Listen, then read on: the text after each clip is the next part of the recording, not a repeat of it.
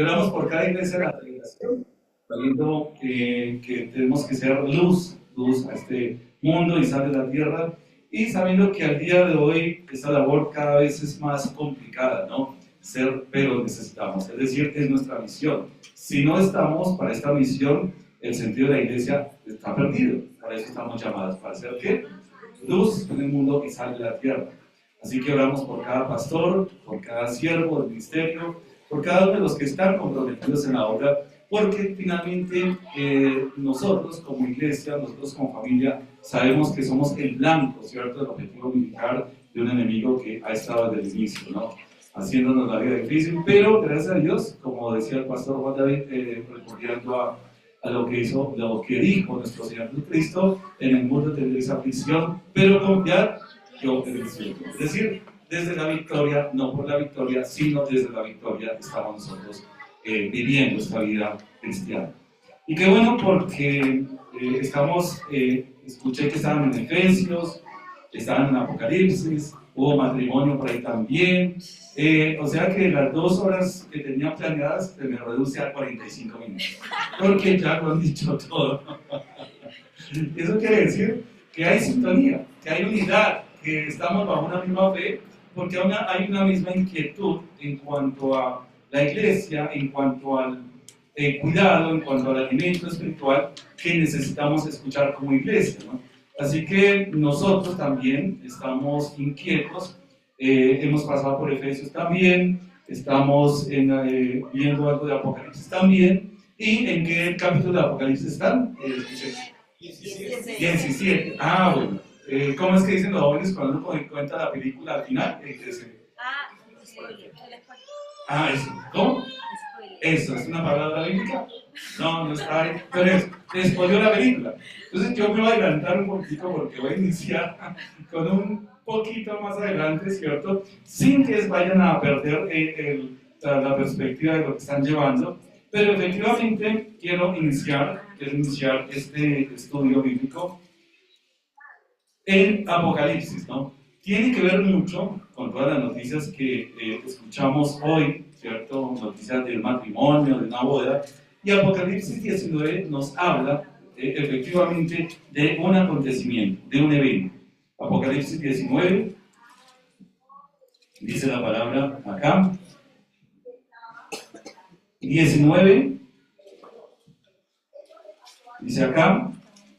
Y uno podría ver desde el versículo 1, ¿cierto?, hasta final, porque todo es de un gran caudal de enseñanza, pero vamos a detenernos del versículo 6 al 8, estos 3 versículos, 6, 7 y 8. Dice acá la palabra, hablando de que hay alabanzas en el cielo. Ahora, el 19, usted se entenderá por el estudio que 17 y 18 es algo muy denso que está pasando en la esfera terrenal, en la tierra. Y 19 apunta el foco a algo que tiene que ver con la esfera celestial, porque inicia, después de esto oí una gran voz de multitud, versículo 1 al 19, después de esto oí una gran voz de gran multitud, ¿en dónde? En el cielo. O sea que el foco pasa de la tierra, de lo que está aconteciendo acá, ahora pasa a algo, a un acontecimiento que está en la esfera celeste. Es decir, algo, ¿cierto? Un contraste, muy interesante contraste de lo que pasa, y ahora viene ese contraste, y hay un acontecimiento, y dice acá, multitud en el cielo que decía, aleluya.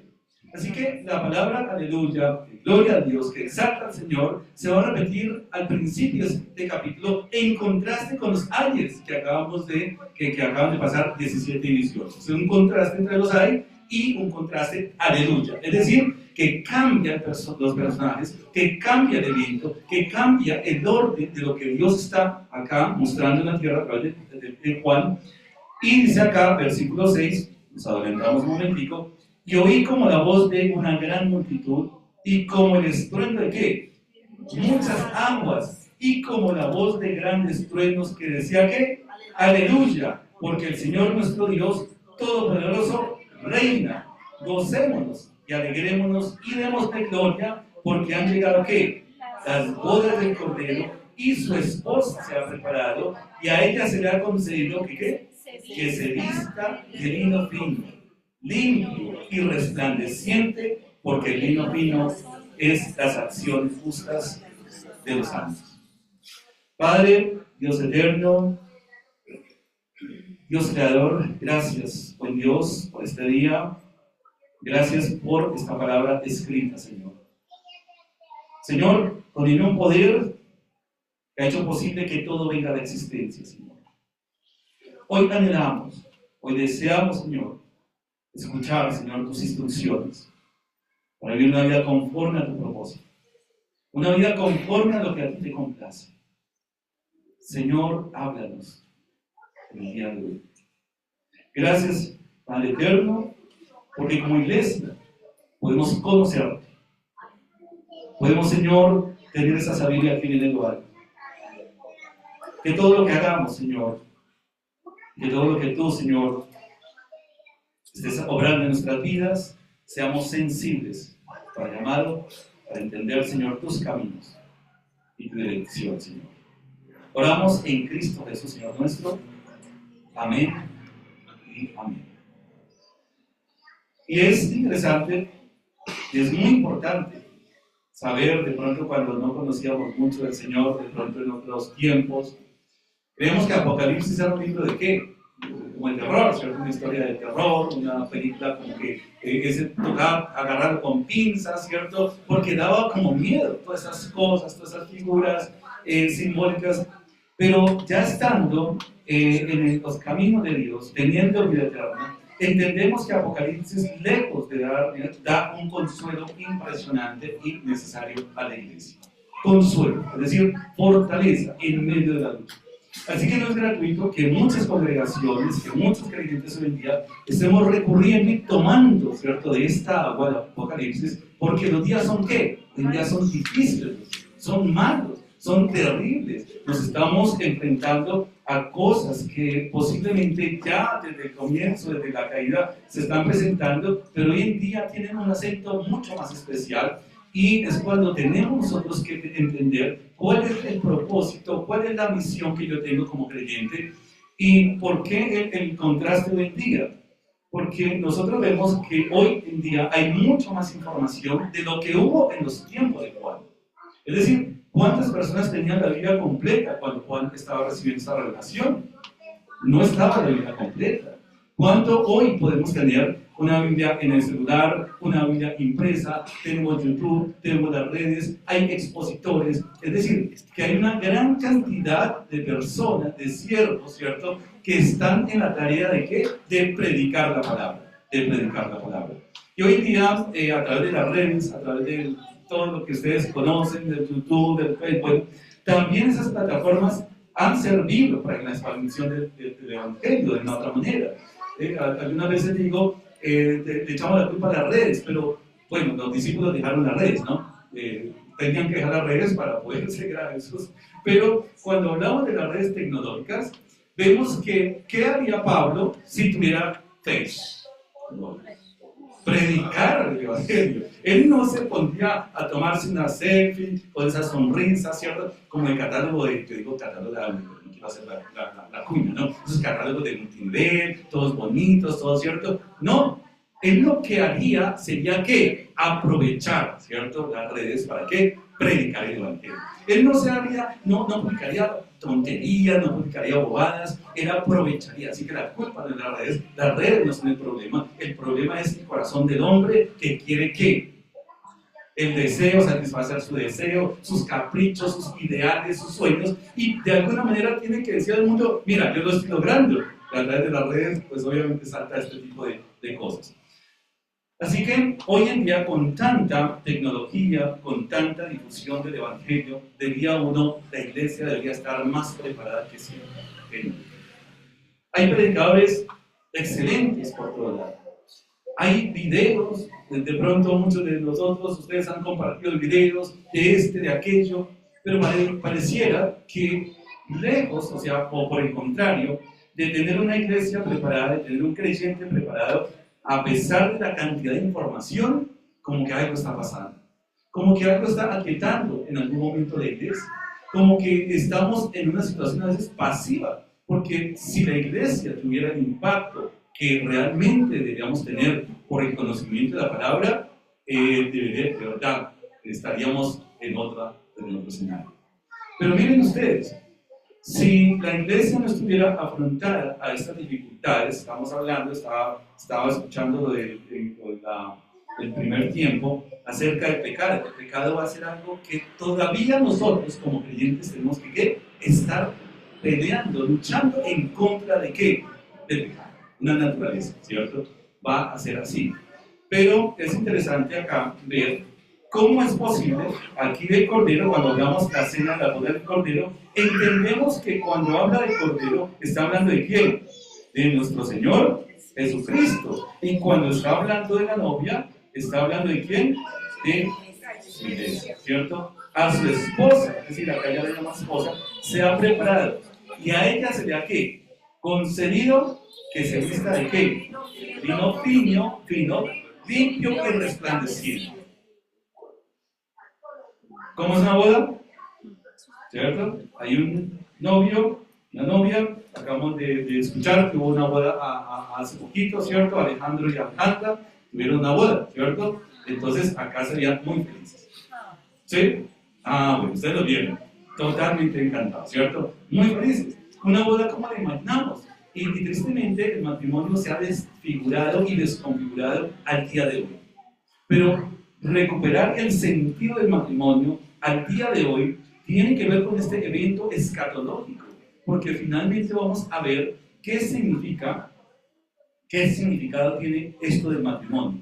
Y a ella se le ha concedido que se vista de vino fino, limpio y resplandeciente, porque el vino fino es ¿qué? Las acciones justas de los santos. Y la pregunta sería, ¿estamos todos y cada uno confeccionando ese vestido de vino fino? Si estamos haciendo acciones justas para que llegue esa boda, ¿cierto? Y podamos nosotros decir, wow, miren la confección de este vestido. Porque dice acá las acciones justas, no las buenas acciones.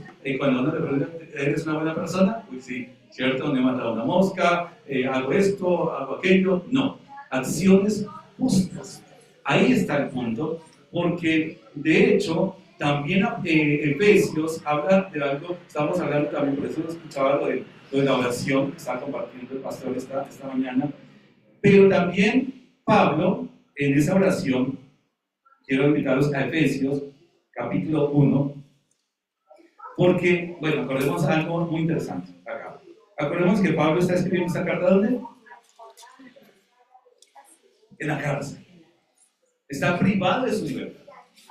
Ahora, la pregunta, de pronto usted, no sé, está privado de su libertad en algún momento. ¿Qué sería lo primero que vendría a la mente? ¿Cuál sería su primera petición al Señor? ¿Cuál sería su primera iglesia? Oren, ¿por qué? Para que salga, por favor. Para que haya un abogado. Acá hay un abogado. Hay un abogado que me saque de esta cárcel, ¿cierto? Entonces, por favor, oren, ¿cierto? Oren para que yo... Pero Pablo ora de otra manera. Otra manera. Y Pablo, en capítulo 1, ¿cierto? Capítulo 1, versículo 15. Entonces hay dos oraciones. Y el pastor Juan David hacía precisión en la segunda oración que aparece ahí. Y acá está en la primera, que es capítulo 1, versículo 15 en adelante. Dice Pablo acá, por esta causa también yo, habiendo oído de vuestra fe en el Señor Jesús y de vuestro amor para con todos los santos, o sea, está hablando de una iglesia, está hablando de personas creyentes, no ceso de dar gracias por vosotros, haciendo memoria a vosotros en mis oraciones. ¿Será que la iglesia también se acordará de Pablo en sus oraciones? Pablo se acuerda y está orando por una iglesia que está libre, que está disfrutando de su libertad, por una iglesia que está en la comodidad de su hogar, por una iglesia que está, ¿cierto?, haciendo sus actividades cotidianas, pero Pablo, encerrado, no está lamentándose. Pablo tiene la iglesia en su corazón. Dice acá, no ceso de dar gracias por vosotros, haciendo memoria de vosotros en mis oraciones, para que el Dios de nuestro Señor Jesucristo, ¿qué? El Padre de gloria os dé, ¿qué? Espíritu de sabiduría y de revelación en el conocimiento de Él, alumbrando ¿qué? Los ojos de vuestro entendimiento, para que sepáis cuál es la esperanza a que Él os ha llamado y cuál es la riqueza de la gloria de su herencia en los años. Entonces está hablando tres cosas: por conocimiento, por entendimiento y por sabiduría. ¿Ahí lo ven? Tres cosas que Pablo está orando por esa iglesia. Son santos, claro. Son creyentes, sí. Son nacidos de nuevo. Pero Pablo está diciendo por conocimiento. ¿Será que la iglesia necesita conocimiento? Claro que sí. Está orando para que puedan entender. La iglesia necesitará entender. Pero también dice acá, espíritus de espíritu de sabiduría. ¿Será que la iglesia necesita sabiduría? Por supuesto, por supuesto. Entonces, ¿cómo es posible que la novia, acá está una esperanza viva, y Pablo está orando prácticamente en esa clave? Es decir, ¿a dónde tiene que conducirse la iglesia? Y esta clave es a una esperanza viva. En algún momento estaremos aquí estamos sufriendo, estamos nosotros peleando, luchando contra las cosas del mundo, pero estamos dirigidos a una esperanza. Es decir, que vamos a estar en una celebración que va a ser el propósito final con que Dios ha escogido a su iglesia para hacerla ¿qué? Su esposa. Su esposa. Así que el matrimonio va a ser algo fundamental, ¿cierto? Que la Biblia nos enseña esos principios del matrimonio. Y aquí estamos hablando de que finalmente esas acciones, Pablo está orando para que esta iglesia en Éfeso, con sus problemáticas, una iglesia local que es diferente a la de Corinto, que es diferente a la de Tesalónica, que son iglesias de características diferentes, pero unidas en una misma fe, en un mismo bautismo y en una misma ¿qué? Esperanza. Es decir, que cada iglesia local es muy importante. Es decir, por eso es necesario que acá haya una iglesia local, que en Mochica Central, allá en Santa Isabel, haya una iglesia local. Es decir, que es la manera que Dios ha diseñado para que nosotros podamos entender, ¿cierto? Conocer primero que todo, entender y pedir la sabiduría necesaria que tenemos que tener para llevar una vida conforme a su propósito. En el matrimonio, ¿qué hay? ¿Qué pasó en el matrimonio? ¿Qué hubo en el matrimonio? Alejandra, ¿cierto? ¿Qué pasó? ¿Había invitados? ¿Había alegría? ¿Había gozo? ¿Cierto? ¿Sí? Bueno, por favor. Claro que sí. El matrimonio, a la luz de la palabra, debe producir ¿qué? Gozo. A la luz de la palabra, debe producir ¿qué? Dice, mejor son dos que uno. ¿Cierto? ¡Wow! Si uno se cayera, porque dicen, tendrás menor paga por su trabajo. Uy, chévere. Yo ganando el mínimo, que mejor que dos mínimos, ¿no? Así que, si el uno cayera, el otro pasará. Es el propósito de Dios, y cuando Dios crea al hombre y a la mujer, los crea a imagen y semejanza de Él. Así que cuando los crea a imagen y semejanza de Él, estamos hablando que esa pareja, esa primera pareja, tenía la responsabilidad de ¿qué? De replicar, de poder ser imagen y semejanza de Dios aquí en la tierra, en santidad y en autoridad. En santidad y en autoridad.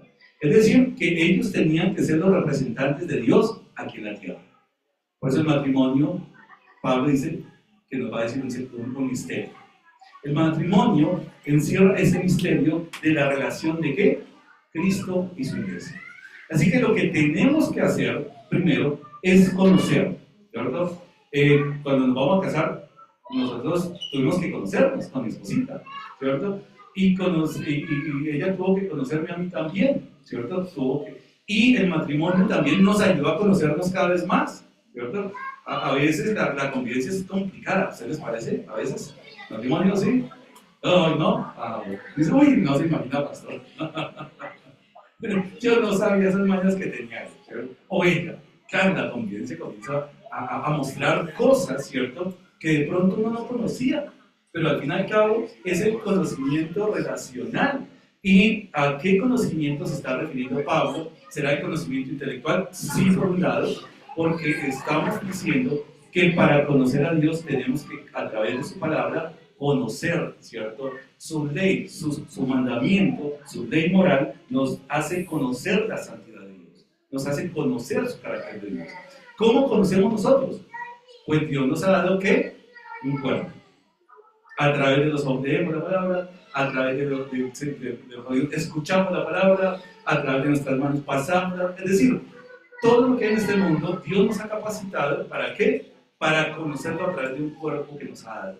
Pero Pablo dice que hay algo más, ¿cierto? Y es un entendimiento. Y cuando hablamos de la vida eterna, no solamente es el conocimiento de la palabra, porque por un lado, yo podría, y lo doy como ejemplo en algunas enseñanzas, yo podría conocer de pronto la estatura de mi esposa, el día de su nacimiento, cuánto que es su dieta, es decir, podría conocer datos, pero no es suficiente. Tengo que llevar a un conocimiento que relacional. Así que no es solamente un conocimiento que nos dé datos acerca de ¿qué? De Cristo. Muchas personas saben muchas cosas acerca de Dios. Si nosotros vamos, por decir algo, a algunos contextos donde también se predica la palabra de otra manera, como que no es tan de sana doctrina, y usted entra y ustedes predican acá la sana doctrina, ¿qué van a decir? Por supuesto, claro que sí. Ninguna secta, ninguna va a decir, no, acá predicamos mentiras. No, van a decir, y si entran acá, ¿cuál es la diferencia entonces nosotros? Que nosotros predicamos una doctrina que nos relaciona y nos vincula directamente con un Salvador. Un conocimiento relacional. Porque podemos estar congregándonos en una iglesia, podemos estar leyendo la Biblia, y hay muchos teólogos que son ateos. Tuvimos en la facultad tuvimos profesores que decían, yo no creo en el infierno como ustedes creen. Y sabía Biblia, yo 25 veces más que nosotros. Conocían muchas cosas, conocían el idioma bíblico del hebreo, manejaban, pero decían que no creían en estas cosas como nosotros creemos. Así que no es solamente el conocimiento intelectual que es necesario, porque es a través del conocimiento, a través de nuestros sentidos, que vamos a conocer, ¿cierto?, a ese Dios poderoso.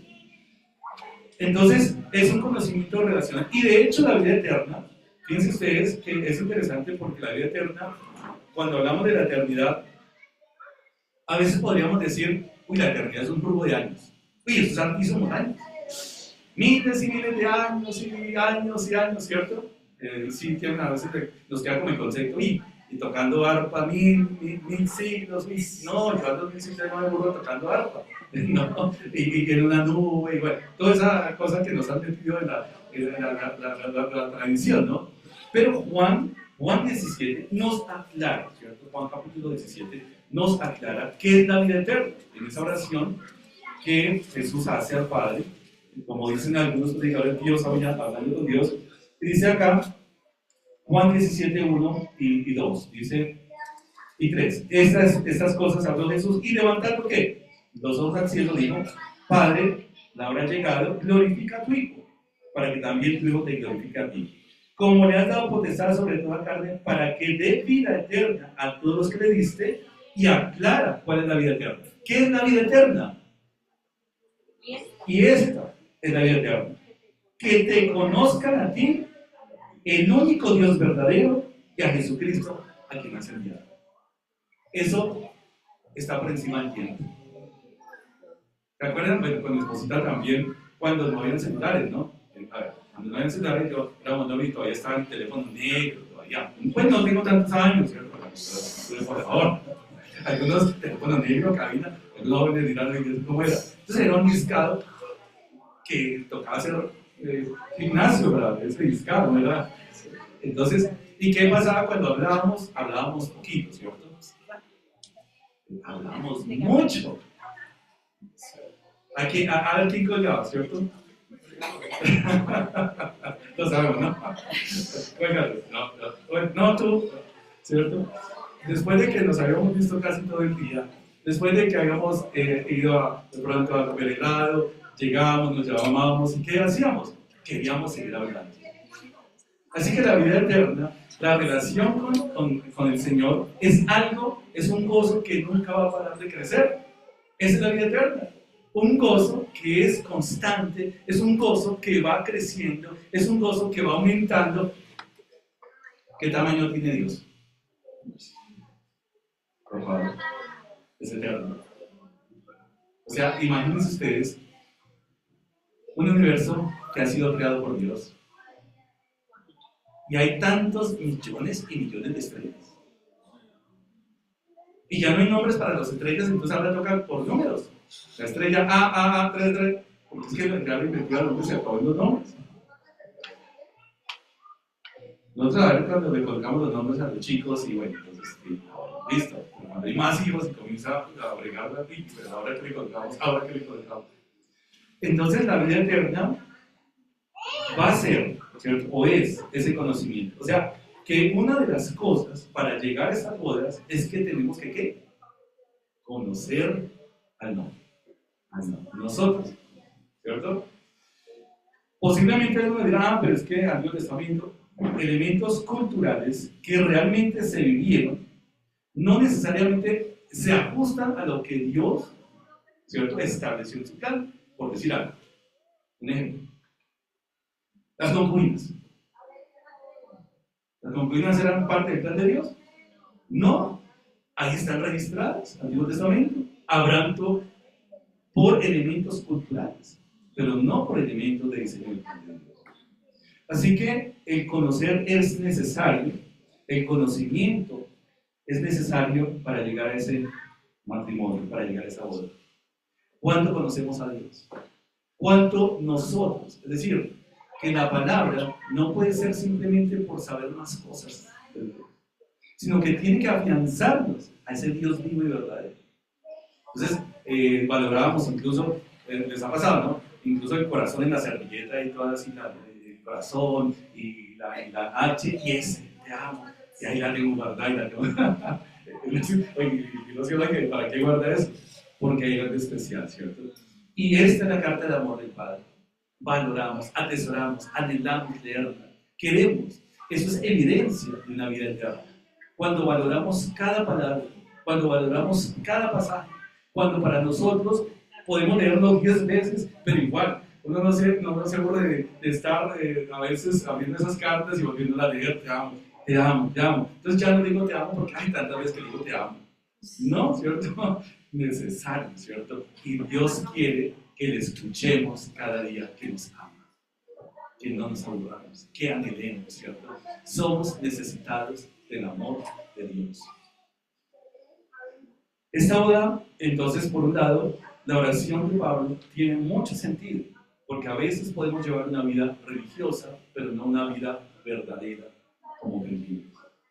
Podemos creer que porque tenemos, y hay que leer la Biblia, claro que sí, lo que estamos haciendo, que los chicos desde chicos comiencen a memorizar pasajes, por supuesto, porque eso hace parte del conocimiento. ¿Con qué estamos nosotros llenando nuestra mente? ¿Con qué estamos alimentando nuestros pensamientos? ¿Con qué estamos nutriendo nuestro corazón? Vaya, métase a las redes, todas esas cosas, esta basura de que está llenando los jóvenes su mente, de depresión, de intentos de suicidio, de tantas cosas. Es que es lógico. Si usted tiene una alcancía y la llena con monedas de 1000, cuando usted reviente esa alcancía, ¿qué va a encontrar? Monedas de 1000. No va a encontrar otra cosa. Y cuando los jóvenes y nosotros no alimentamos nuestro conocimiento con la palabra, le damos espacio a otra cosa. Y como dicen algunos, una mente desocupada es la loca de la casa, ¿no? Comienza a divagar. Comienza. Entonces, el conocimiento, Pablo, a pesar de que le habla a una iglesia, está orando para que la iglesia ¿qué? Conozca más ese nombre. Ahora, el entendimiento tiene que ver con la capacidad que Dios nos da de poder reflexionar acerca de lo que hemos leído, pero entender los propósitos de Dios solamente es posible con la capacidad lograda y establecida por su Santo Espíritu. No hay otra manera. Yo puedo conocer la palabra, pero entender los propósitos solamente es posible para un creyente por la capacidad y la dirección del Espíritu Santo. Así que hay algo muy interesante acá, Porque cuántas de las cosas nosotros hacemos, en las cuales muchas veces decidimos, hacemos, llevamos a cabo y muy posiblemente no le pedimos dirección a Dios. Le pedimos dirección a Dios ya cuando nos metemos ¿en qué? En problemas. ¿Por qué nosotros nos metemos tanto en problemas? Porque queremos hacer nuestra voluntad. Porque hacemos las cosas sin pedir ese entendimiento a Dios. Entonces, después de que nos hemos metido en el gran problema, ahora sí. Yo lo digo mucho al día de hoy. Gran parte de los problemas son las deudas, muchas veces. Entonces, alguien podría decir, ay Señor, que me otorguen ese préstamo en el banco por 50 millones, yo no tengo ni cómo pagar. Eso no es sabio. Y ya cuando se metió, no tiene cómo pagar, ay, oren por mí, por favor, oren para que el Señor me traiga paz. ¿Cómo es posible que vayamos a pedir algo que va en contra de la voluntad de Dios? ¿Cómo vamos a pedir eso? Así que entender la palabra es muy básico para llevar una vida conforme al propósito de Dios. Nosotros, y la paz de Dios que sobrepasa todo entendimiento, sí, yo quiero esa paz, pero si tomamos las decisiones, si toma decisiones en la carne, si toma decisiones que no tienen que ver con la dirección del Espíritu Santo, va a ser muy complicado. No va a experimentar esa paz. No va a experimentar. No es posible. Dios no puede contradecir. Así que la iglesia, los creyentes a veces se meten en problemas por decisiones. ¿Será que sí? Todavía, ¿cierto? Todavía. Así que la oración de Pablo tiene mucho sentido, el por qué ora por ese conocimiento y por qué ora que entiendan que Dios ya los ha bendecido. Por eso dice, por lo tanto, después de haber expresado que Dios nos escogió, nos adoptó, nos aceptó, nos redimió, nos perdonó, es decir, nos ha hecho una herencia, nos ha revelado su voluntad, nos ha sellado con su Espíritu Santo. Es capítulo 1, primera parte, capítulo 1. Después Pablo, oiga, ¿qué nos quedó claro? ¿Por qué quiere meterse tanto en problemas? O sea, lo tiene todo. Y lo tiene todo desde antes que, ¿de qué? De la fundación del mundo. Es un esposo responsable. Porque primero está pensando y planeando esa boda. No sé cuánto pensaron en planear una boda. No sé, de pronto un día, una hora. ¡Ay, no! Tuvo tiempo de calidad planear una boda. Y miren que desde la eternidad, Dios ha planeado esa boda de Apocalipsis. No es un novio responsable. No es esos novios que a la carrera, ay, sí, vamos a ver, entonces, el comprarme y ya el de uno, cualquier razón, y ya, ay, casémonos. No. Es decir, hoy en día hay dos polos. O desvalorar el matrimonio o tomar a la ligera el matrimonio. No hallarle sentido al matrimonio o creer que el matrimonio es algo en donde yo busco ser feliz, en donde yo busco realizarlo, en donde yo busco que me sirva. O si somos más espirituales, en hacer feliz a la otra persona. Pero el matrimonio, en las bodas del Cordero, este esposo ha sido responsable porque ha planeado desde antes de haber creado la iglesia, ha planeado todo para la iglesia. Una provisión, un compromiso, unas bodas, un banquete. Esto no es el plan B de Dios, es el plan de la eternidad y lo planeó antes de la caída. Antes de la caída de la eternidad. Hoy en día, en el mundo, el matrimonio es hasta qué?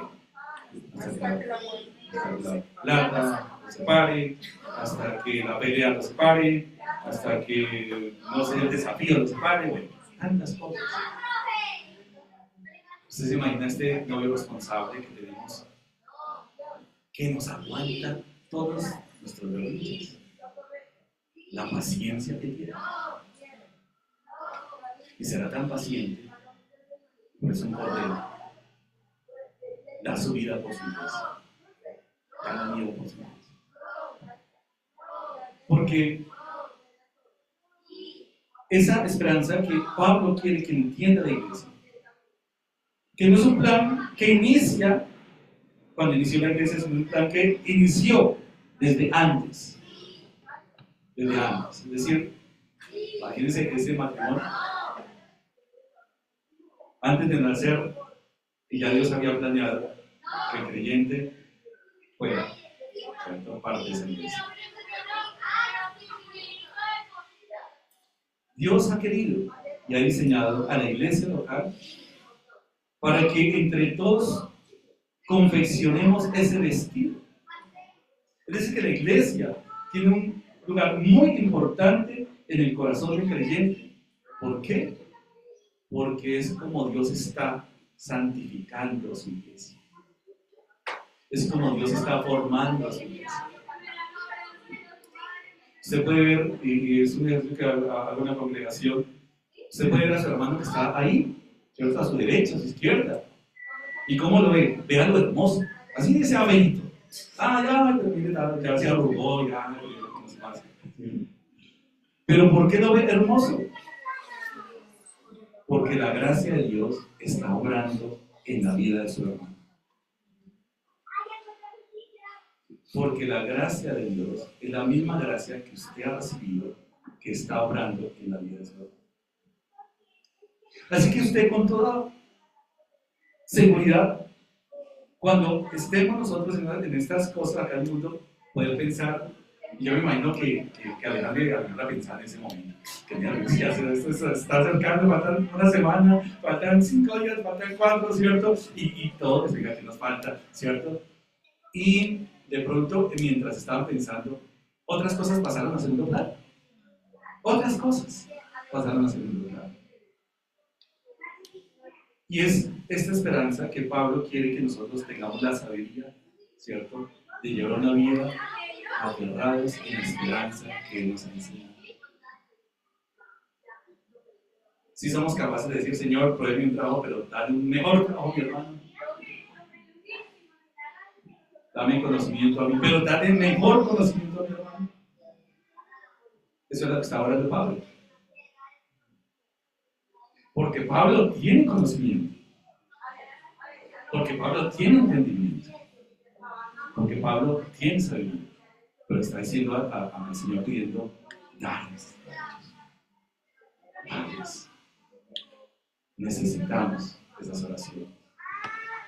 Que cuando nosotros pensemos en que es una esfera celestial, el significado del matrimonio acá, Pablo explica en Efesios 5, y por tema de tiempo, ¿sí? Bueno, podemos ir a las 4, ¿a qué hora se la otra? Si a mí no me paran ni yo, sí, bueno, pero voy a tratar de resumir con todas estas ilustraciones. Entender, y Alejandra y todos los que nos hemos casado, entender que hay un propósito en el matrimonio acá, y es reflejar, ¿cierto?, el carácter de Dios en el matrimonio. Tengo que reflejar el carácter de Cristo hacia mi esposa. Y algunos cuando llegamos ahí, esto es interesante porque decimos hoy que la mujer se someta en todo, en Israel. Pero ahora le dice que Cristo se entregó a sí mismo. O sea que yo tengo que someterme a ella. ¿Cómo? Dando mi vida. Eso sí es sometimiento. Dar mi vida por mi esposa. Entregar mi vida por ella. Y este esposo nos ha dado una ilustración y un modelo fuerte. Porque para que nosotros podamos llegar a ese matrimonio, a esas bodas, el Cordero tenía que morir por nosotros. Y nosotros tendríamos que reconocer que estamos excluidos de esa boda. Totalmente condenados. Pero que en algún momento alguien predicó el Evangelio, conocimos, el Señor nos hace entender y pudimos reconocer que necesitábamos entrar a esa esfera celestial. Hoy, como iglesia, hay iglesias que se están dividiendo tristemente. Hay cristianos que están peleando entre sí. Hay personas que están saliendo heridas porque algo pasó con otro hermano y salen. Pero no se nos olvide que alguien dio la vida por su iglesia. Eso está por encima de cualquier conflicto. Está por encima de cualquier malentendido que haya.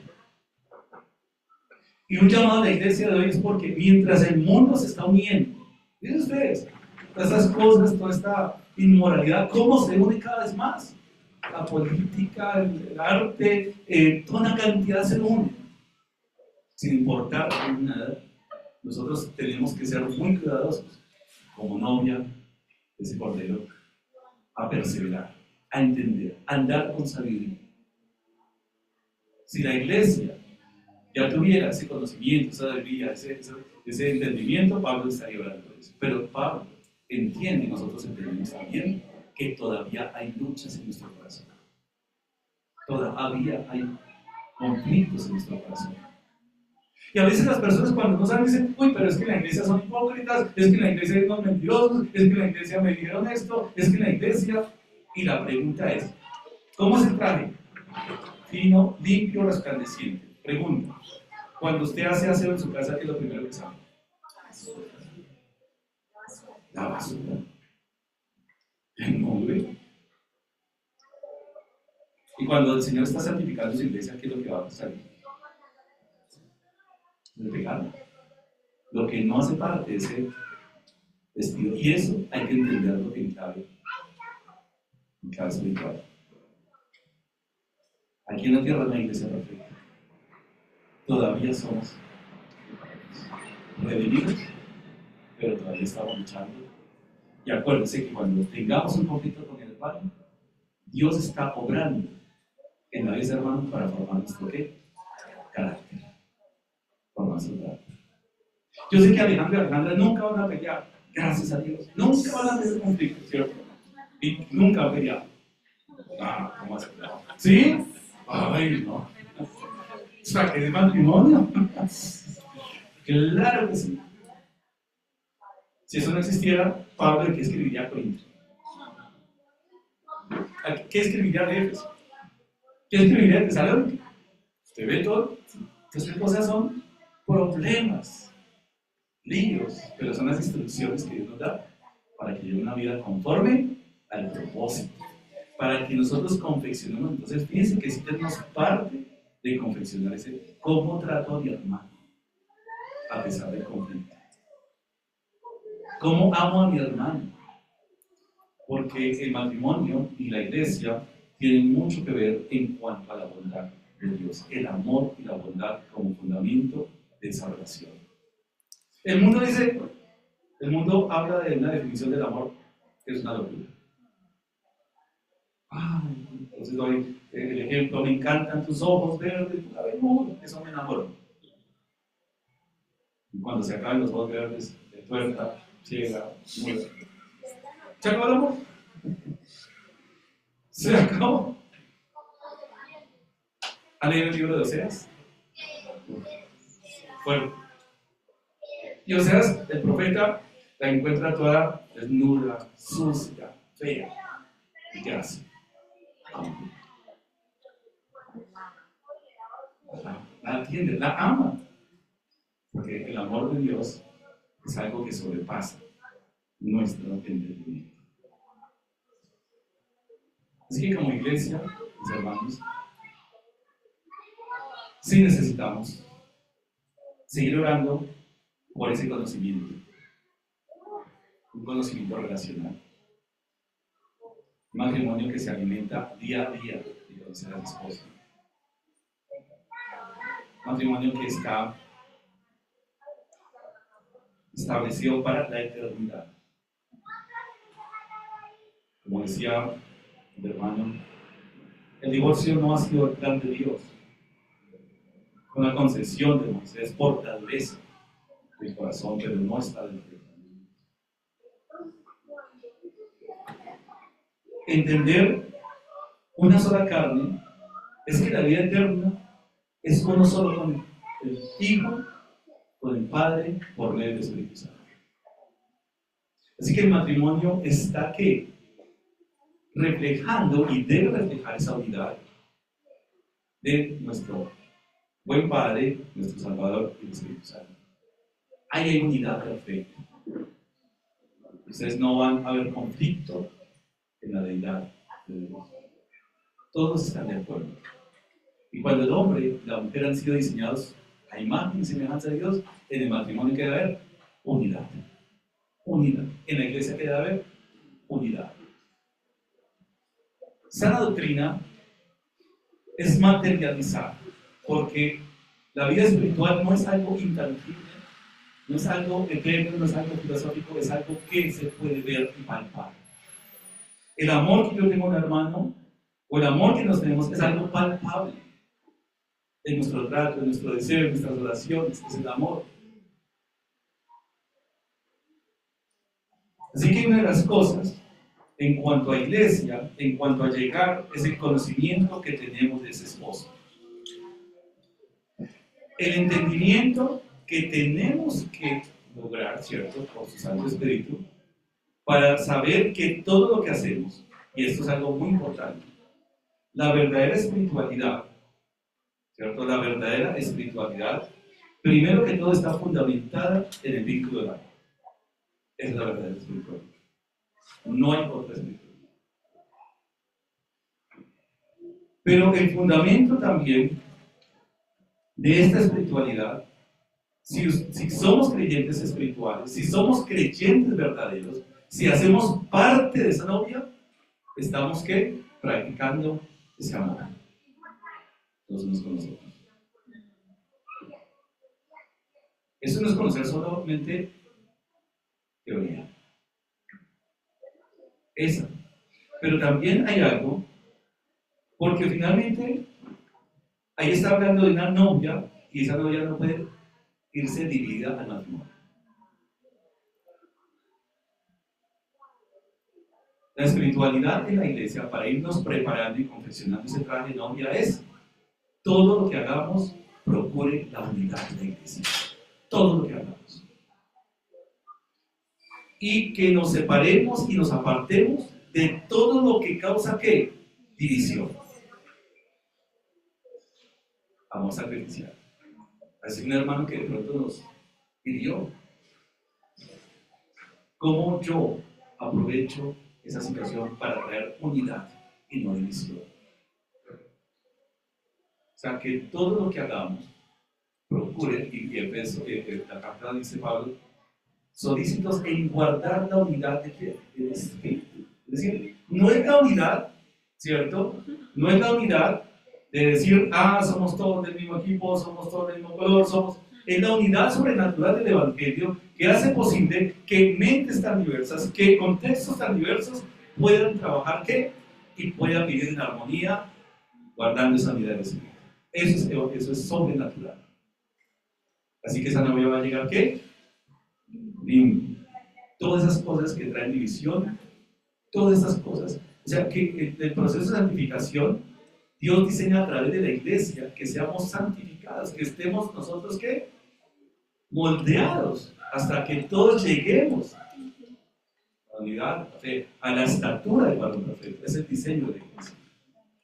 Por un lado, amor, por otro lado, busca la unidad, ¿cierto? Todo lo que busque la unidad, todo lo que promueva la unidad de la iglesia, glorifica a Dios, y todo lo que glorifica a Dios, Dios lo aprueba.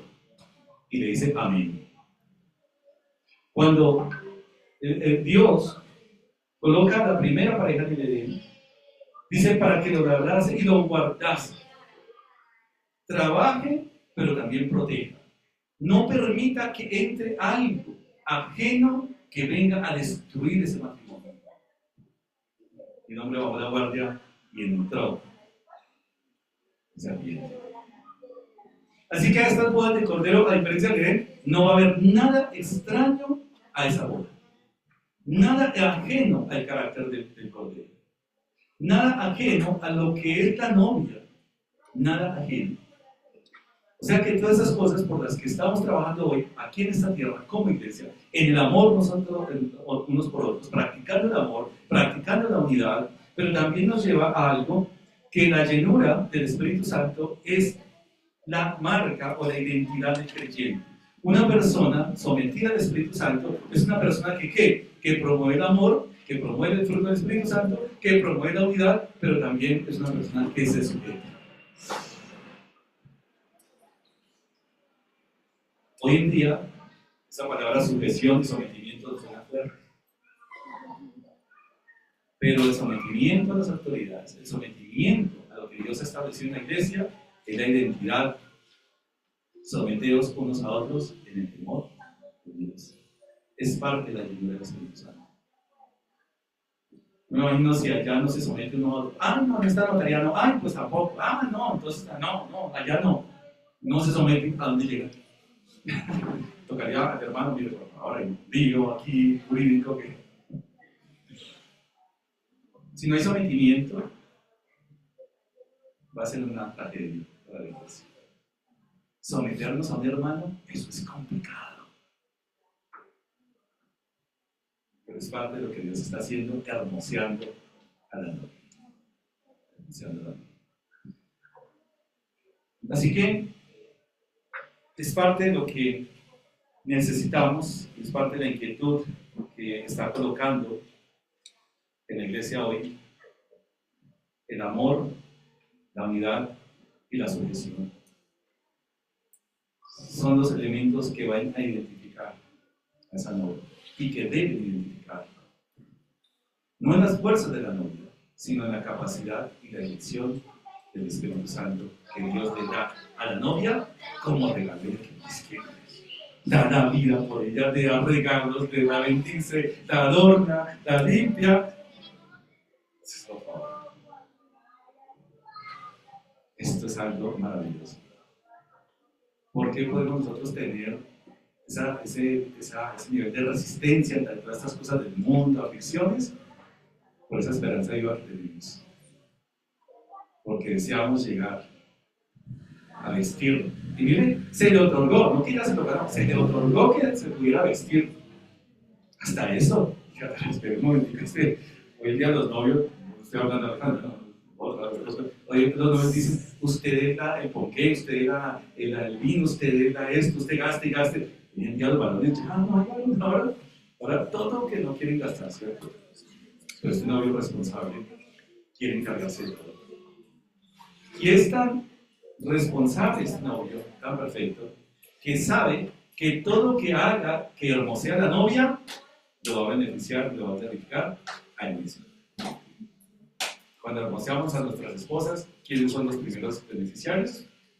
Nosotros mismos. Y viceversa. Nosotros mismos, cuando trabajamos por ellas, cuando santificamos, cuando exhortamos, cuando ella también guarda nuestro corazón. Ojo como miras, ojo con lo que dices, ojo como estás tratando, ojo como miraste aquello. Es parte de confeccionar ese vestido. Ese cordero, y se llama cordero ahí porque fue dado en sacrificio perfecto.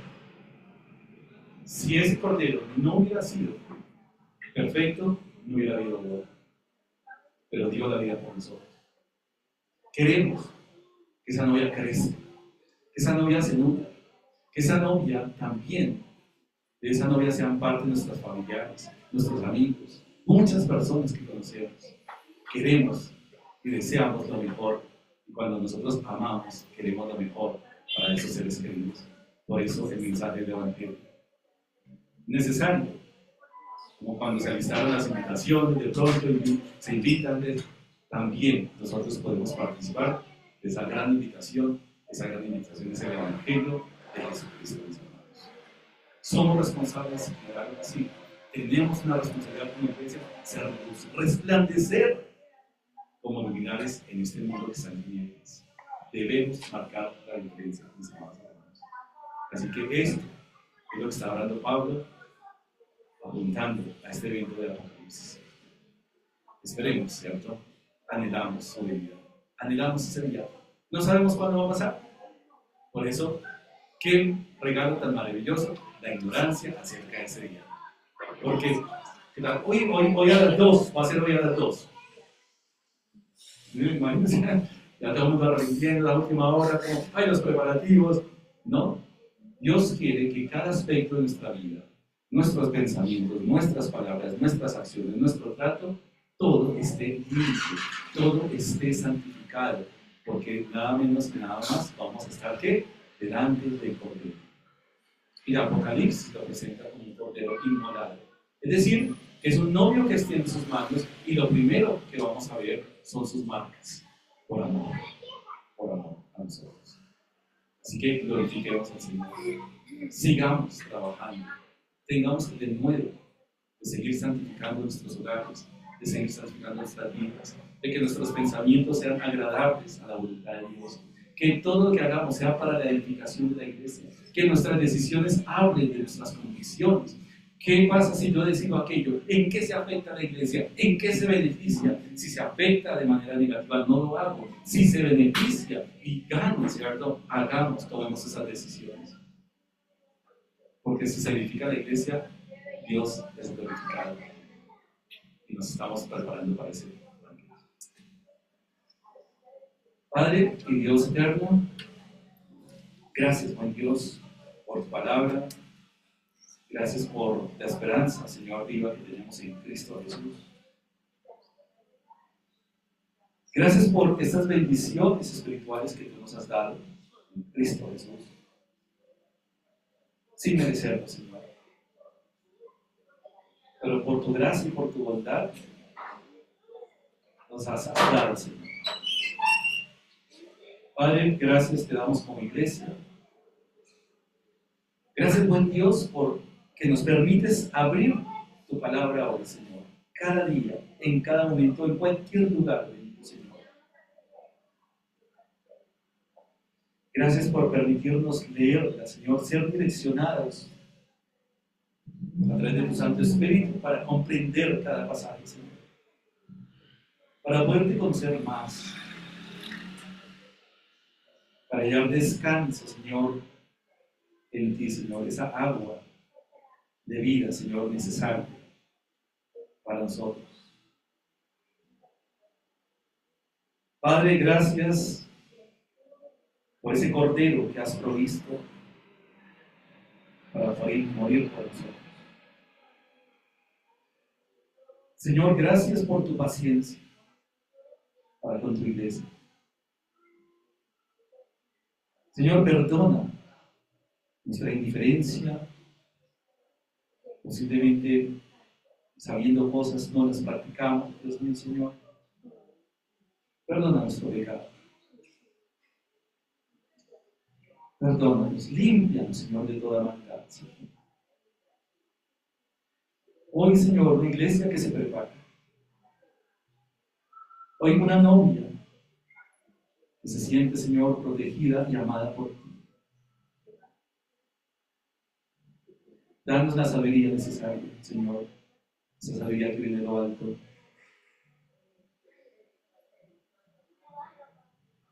Para que todo lo que hagamos, Señor, sea para la gloria y alabanza de tu nombre, Señor. Esperamos, Señor, ese momento glorioso, esa venida de nuestro Salvador. Gracias, Señor, por esta congregación. Gracias por cada hermano, Dios mío, Señor. Gracias por la bendición de poder, Señor, acceder a este conocimiento de tus planes, de tus propósitos, y que entre todos, Señor, cantemos ese aleluya, Padre Santo, como tú lo dices en tu palabra. Oramos por todos aquellos familiares, amigos, Señor, compañeros de trabajo, de estudio, Señor, vecinos, Señor, que aún no te conocen. Úsanos, Señor, como instrumentos para llevar, Señor, este mensaje del Evangelio, este mensaje de salvación. Y gracias, Señor, por el privilegio de pertenecer a tu iglesia. Padre, oramos en Cristo Jesús, Señor nuestro. Amén.